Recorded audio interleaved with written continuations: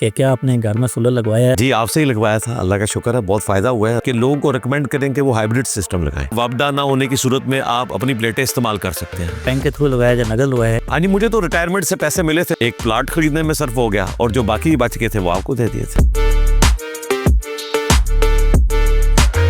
किस्तों का कारोबार किसी भी बैंक के थ्रू किया जाए वो दुरुस्त है। कमोडिटी जब इन्वॉल्व हो जाएगी तो सूद खत्म हो जाएगा। कि नबी इस्लाम ने एक चीज की दो कीमतें मुकर्रर करने से मना फरमाया। अगर आप ये बात शुरू में कर दें कि कोई पता नहीं कि ये 5 साल वाली कंपनी 3 साल बाद चली जाए तो आपके पास तो कोई भी कस्टमर नहीं आएगा।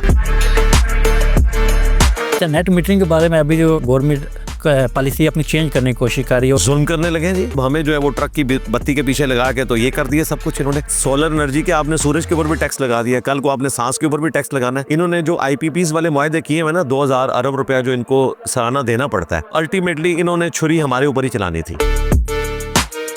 अच्छा सर, अगर पूरी मार्केट धोखे में आ जाए, मतलब धोखा शुरू कर दे, सूद के में आ जाए सारे, तो एक ताजर जो हलाल कमाना चाहे कुछ भी नहीं कर सकता, सब्र ही करेगा भाई। आपने कहा ये जगह पे रेंटेड है और उसके अलावा जो आप रिसर्च पेपर दे रहे हैं, आप कहते हैं कि 200 रुपये का दे रहे हैं, 100 रुपए का देते हैं जी। ऊपर वाली जो पेमेंट है वो कैसे आप? वो मुसल्ला उठाते हैं, उसमें से सोना निकाल के तो चला देते हैं। तो इस तरीके से मामला चल रहे हैं। अस्सलाम वालेकुम नाज़रीन, मैं हूं Ziaur Abdullah solar and security camera जिलम से। नाज़रीन, आज हम मौजूद हैं कुरान सुन्नत अकेडमी जिलम में, जिसमें हमारे साथ मौजूद है मारूफ स्कॉलर मुफक्कर इस्लाम इंजीनियर मोहम्मद अली मिर्ज़ा साहब। आज हम इनसे जानेंगे कि मार्केट में अभी जो काम हो रहा है हलाल और हराम के बारे में, और इसके बारे में दीनी असूलों पर बात करेंगे इनसे। तो अभी हम गुफ्तगू का सिलसिला शुरू करते हैं। अस्सलाम वालेकुम सर। जी वालेकुम अस्सलाम व रहमतुल्लाहि व बरकातुहू, वला हौला वला कुव्वता इल्ला बिल्लाह। अल्लाहुम्मा सल्ली अला मुहम्मद व अला आलि मुहम्मद, रब्बि इश्रह ली सदरी व यस्सिर ली अमरी वहलुल उक़दतम मिन लिसानी यफ़क़हू क़ौली।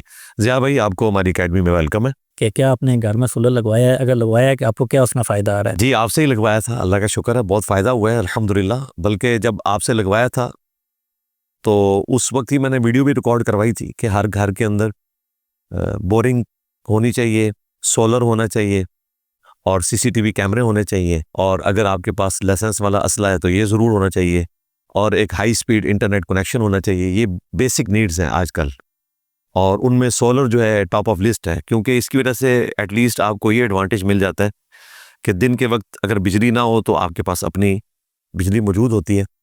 और इसमें जो हिडन चीज़ है, जो शायद आप लोग बाज़ लोगों को बताते हो, बाज़ को ना बताते हो, कि लोगों को रिकमेंड करें कि वो हाइब्रिड सिस्टम लगाएं। क्योंकि जब हाइब्रिड सिस्टम होता है ना, जो बैटरीज के साथ है, तो वापडा ना होने की सूरत में आप अपनी प्लेटें इस्तेमाल कर सकते हैं। और अगर बैटरीज ना लगी हुई, हाइब्रिड ना हुआ, ऑन ग्रिड हुआ, तो जैसे ही वापडा जाएगी तो इतनी सारी प्लेटें किसी काम की नहीं होंगी।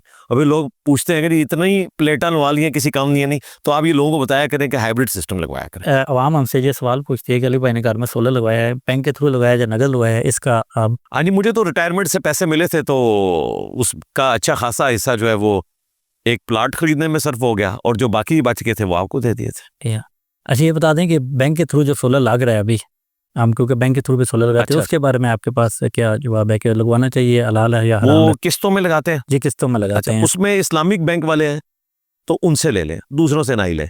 वैसे तो किस्तों का कारोबार किसी भी बैंक के थ्रू किया जाए वो दुरुस्त है, लेकिन इस्लामिक बैंक को हम इसलिए प्रेफर करते हैं कि उनका टोटल कारोबार जो है वो इस्लामिक उसूलों के मुताबिक है, गिवन सर्कमस्टांसिस में। ये एक अलग से टॉपिक है, लेकिन हम रिकमेंड करेंगे किसी भी इस्लामिक बैंक के थ्रू लगवाएं, और ज़रूर लगवाएं जी। और इस मौके को जाने ना दें, बल्कि मैं तो गवर्नमेंट से रिक्वेस्ट करूंगा कि जो सरकारी मुलाजमीन है पर मंथ उनकी इनकम में से काट लें और उनको एटलीस्ट यकमुश्त इतनी रकम दें कि वो अपने घर में सोलर लगवा सकें। ठीक है। अच्छा सर, ऐसे है कि कुछ मार्केट में ऐसा होता है कि सोलर कुछ नगद की और पेमेंट होती है, और कुछ 8-9 माह बाद जो पेमेंट होती है उसमें और सिलसिला होता है, जैसे नगद की और उधार में कुछ और है। उसके बारे में आप क्या बताते हैं? क्योंकि इसके जरिए होता है कि एक किसी को हम 10 लाख का उधार दे देते हैं, 8-9 माह बाद ज़ाहिर है मनी वो डिवैल्यू हो जाती है। उसके बारे में आप क्या बताते हैं? ऊपर वाली पेमेंट लेनी चाहिए? वो मनी डिवैल्यू हो या ना हो, ये एक अलग चीज़ है। असल चीज़ ये है कि कमोडिटी जब इन्वॉल्व हो जाएगी तो सूद खत्म हो जाएगा। ठीक हो, यानी अगर आप कहते हैं कि ये 5 kVA का सिस्टम नकद लगवाओ, तो सपोज हम 10 लाख का लगा देंगे, और अगर आप उधार पर लगवाते हैं तो 12 लाख का लगाएंगे, तो कमोडिटी इन्वॉल्व होगी। ये जो 2 लाख रुपए है, ये टाइम वैल्यू ऑफ मनी नहीं है, बल्कि आपने अकोमोडेट किया इस हवाले से कि आप सौदा कर रहे हैं। उसमें एक हदीस है जामे तिरमिज़ी में कि नबी अलैहिस्सलाम ने एक चीज़ की 2 कीमतें मुकर्रर करने से मना फरमाया। इससे बाद लोगों ने कहा कि जिस तरह हमारे उस्ताद डॉक्टर इसरार साहब भी कहते थे, हालांकि जामिया तिरमिज़ी में इमाम तिरमिज़ी ने इसके साथ कमेंट्स लिखे हैं कि ये उस सूरत में है कि जब बेचने वाला और ख़रीदने वाला किसी एक कीमत पर मुत्तफिक ना हो। अगर वो सौदे में किसी एक कीमत पर मुत्तफिक हो जाएं, यानी मामले को एम्बिगुअस ना छोड़ें, तो फिर आप 2 कीमतें रख सकते हैं और एक पर मुत्तफिक होंगे। यानी 2 कीमतें थी 10 लाख और 12 लाख, और मैंने तय कर लिया कि ठीक है 12 लाख में सौदा मैं करता हूँ और उधार के ऊपर, लेकिन कमोडिटी इन्वॉल्व है, मैं किस्तों में आपको दूंगा। तो ये बिल्कुल दुरुस्त है। इस्लामिक बैंकिंग इसी के ऊपर चल रही है। ठीक हो गए। अच्छा सर, ऐसे अगला सवाल ये है कि अगर कंपनी जो कंपनी है, जो मैन्युफैक्चर कंपनी है, वो हमें एक वारंटी देती है 5 साल या 10 साल की, हम उनके डीलर हैं, आगे हम क्लाइंट को वारंटी दे देते हैं। अगर कोई 4-5 साल बाद, 4 साल बाद वो कंपनी गायब हो जाती है या कंपनी की पॉलिसी चेंज होती है, तो उस वादा खिलाफी में हम दुकानदार शामिल होंगे या नहीं होंगे? आप कंपनी ऐसी चूज़ करें ना कि जिसकी गारंटी आप उठा सकें, अच्छी कंपनी को चूज़ करें। मेरा ख्याल है वो तो ऐसा नहीं करेगी। लेकिन जब इस तरह का कोई मामला होता है तो आपको अल्लाह ताला के हुजूर जवाब दे होना है। मेरे ख्याल है आपको तो अपने एंड पे अकोमोडेट करना चाहिए, क्योंकि अगर आप ये बात शुरू में कर दें कि कोई पता नहीं कि ये 5 साल वाली कंपनी 3 साल बाद चली जाए, तो आपके पास तो कोई भी कस्टमर नहीं आएगा। तो मेरे ख्याल है आपने अहद को पूरा करना है। जी जी। कुरान में 9th कमांड है 10 कमांडमेंट्स में से, सूरह बनी इसराइल के अंदर अल्लाह ताला ने फरमाया है, 9th कमांड तो दूसरी है कि इल्म के बगैर किसी चीज़ की पैरवी ना करो। उससे पहले एक कमांड है व औफू बिल आहद इन्नल आहद कान मसऊला, अपने अहद को पूरा करो, बेशक अहद के बारे में तुमसे पूछा जाएगा। और मुस्नद अहमद में हदीस है, जो अहद पूरा नहीं करता उसका कोई दीन ईमान नहीं है। तो अहद तो आपने पूरा करना है। ठीक है। या अच्छा, नेट मीटरिंग के बारे में अभी जो गवर्नमेंट पॉलिसी अपनी चेंज करने की कोशिश कर रही है और कह रही है कि गरीबों पर जो बोझ है जिन्होंने सोलर लगवाए, उसके बारे में आप क्या बयान करते हैं? जुल्म करने लगे हैं जी। मैंने तो इसके ऊपर आवाज़ बुलंद किया। देखें, इन्होंने पूरी दुनिया को ये दिखाया कि हम ग्रीन एनर्जी की तरफ जा रहे हैं, नहीं। और उधर से अलहदा इन्होंने इज्जतें अवेल की हैं, प्लस कई एक फैसिलिटीज अवेल की हैं इंटरनेशनल मीडिया के ऊपर, इंटरनेशनल फोरम्स के ऊपर, और अब हमें जो है वो ट्रक की बत्ती के पीछे लगा के तो ये कर दिया सब कुछ इन्होंने। यानी मैं अपनी बात नहीं कर रहा, मैं तो शायद अफोर्ड कर भी लूँ, लेकिन जो लोग अपने जेवरात को बेचकर अपनी जमा पूंजी लगा के सोलर लगवा चुके हैं, अब आप उनको कह रहे हैं कि हम आपसे 11 रुपए का यूनिट लेंगे और आपको 45 रुपए का बेचेंगे, तो ये जुल्म है। यानी ये तो सोलर एनर्जी के आपने सूरज के ऊपर भी टैक्स लगा दिया, कल को आपने सांस के ऊपर भी टैक्स लगाना है, तो ये गलत है। लेकिन मैं आपको बताऊं, मुझे बहुत पहले से पता था कि ये कुछ हो जाएगा। उसकी वजह यह है कि इनकी रालें टपकेंगी। इन्होंने जो IPPs वाले मुआहदे किए हैं ना, 2000 अरब रुपया जो इनको सालाना देना पड़ता है, तो अल्टीमेटली इन्होंने छुरी हमारे ऊपर ही चलानी थी और ये सब कुछ करना था। मैं बड़ा खुश था कि शुक्र है कि इस तरफ इनकी तवज्जो नहीं जा रही है, और जब ये हुआ है तो हमने तो मुखालफत किया, लेकिन अभी PM साहब ने वो डिसीजन वापस ले लिया, एटलीस्ट पुराने लोगों के लिए। लेकिन मुझे लगता है ये आर्जी तौर पे है, ये रुकेंगे नहीं।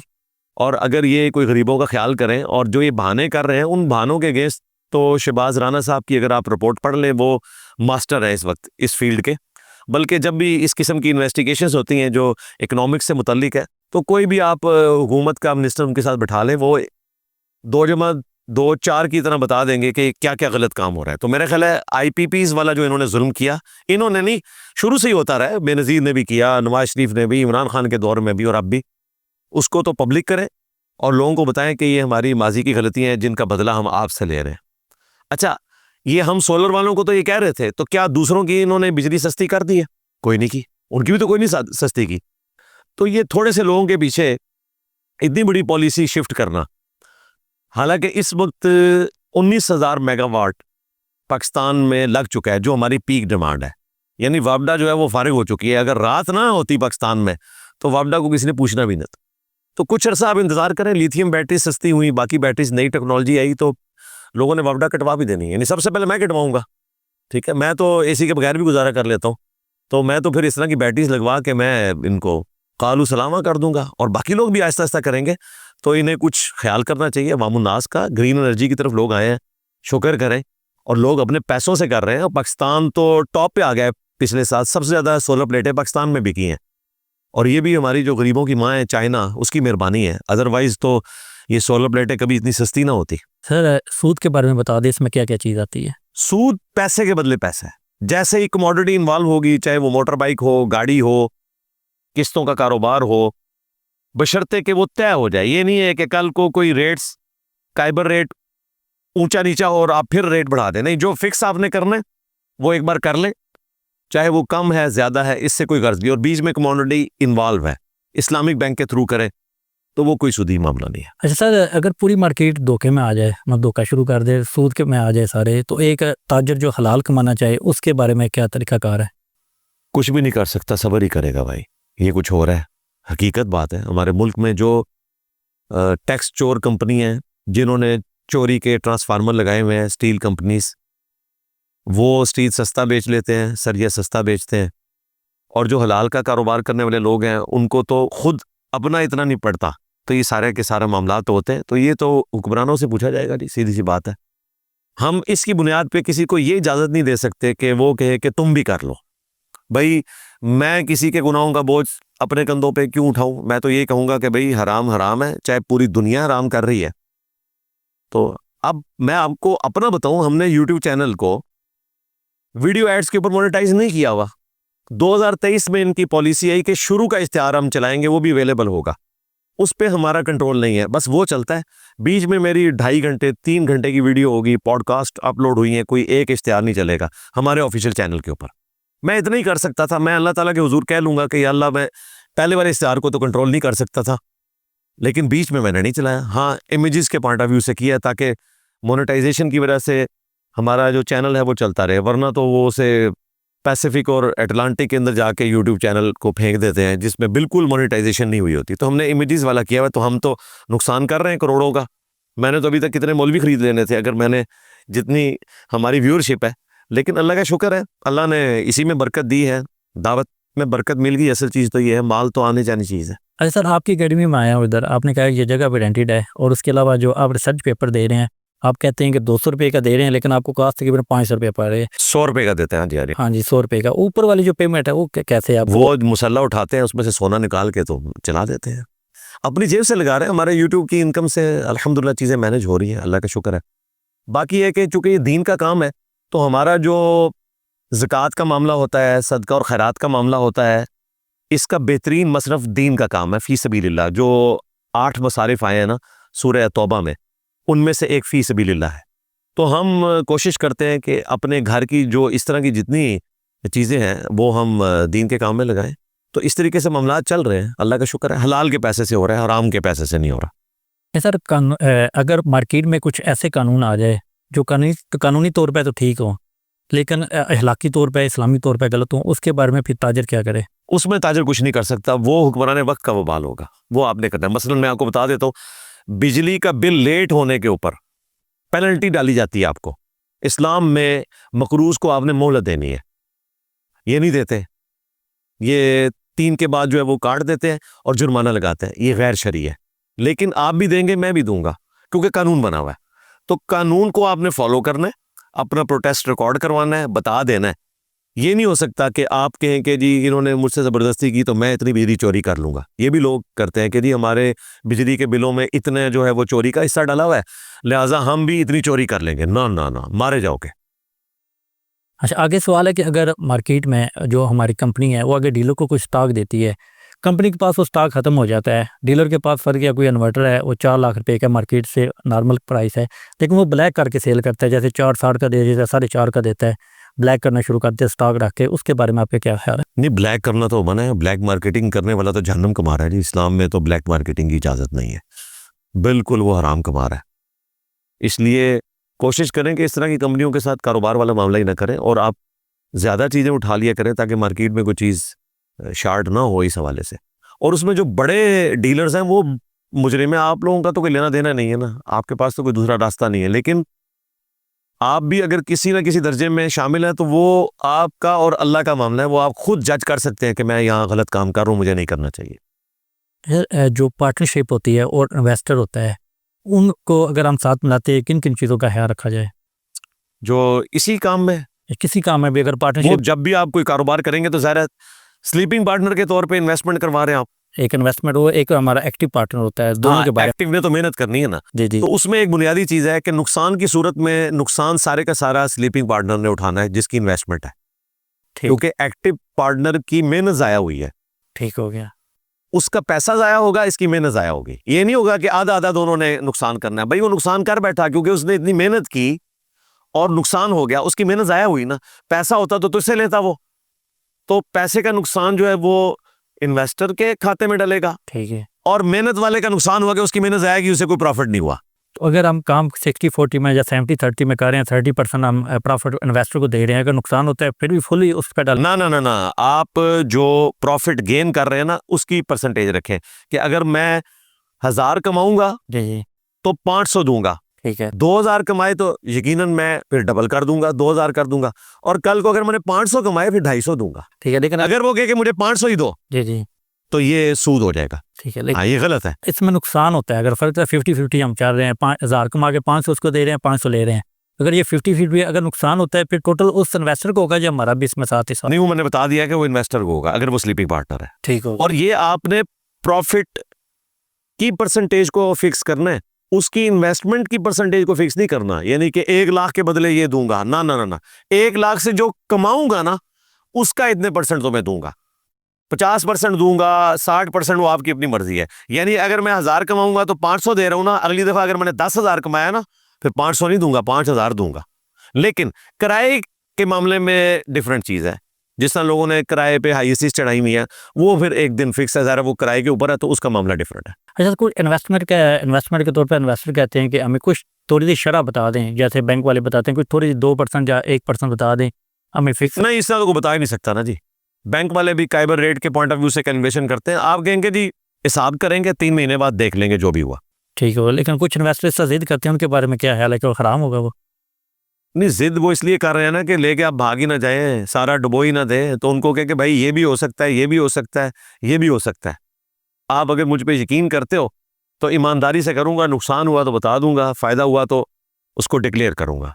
इसमें हाँ, तो तो कोई फिर मार्केट में कार ही नहीं रहा फिर उसका। नहीं, ऐसे ही कारोबार होगा ना भाई, और कैसे होगा? तो फिर लोग तो नहीं इन्वेस्टमेंट करेंगे। मेरे पास अगर होंगे पैसे, मैं तो नहीं इन्वेस्ट करूंगा।